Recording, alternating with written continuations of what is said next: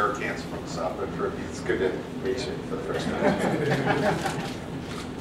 I have to ask you an answering question right off the bat. Tate Nichols, what's his situation and how are you addressing that from a depth standpoint?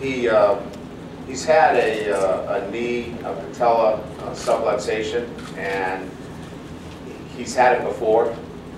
He hasn't had it in over a year, but when he first came here, he had one, and we lost his services for about 2 or 3 weeks.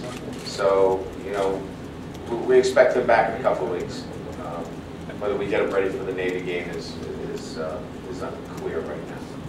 And that means Martin and Stanley are kind of your backup plans of attack? Yeah, I would say Martin and Stanley right now would be, you know, 1A and 1B at this point. I wanted to ask you a little bit about Tavares and some of the, certainly the last practice we were in on Wednesday, we saw a lot of the freshmen. I know you want to get a good look at them. Yes. But a kid like Tavares, is he showing you some of the things that you want to see from the spring, from the consistency standpoint, work ethic standpoint? Yeah. I think that's a very fair question. You know, again, he's a freshman.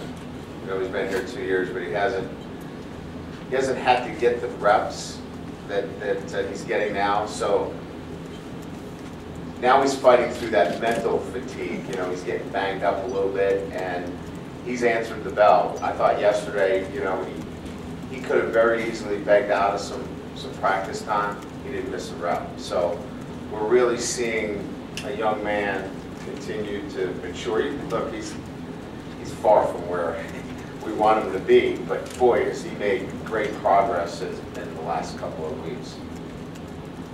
Right here. What's your name? Brad Hamilton, Water Polo Illustrated.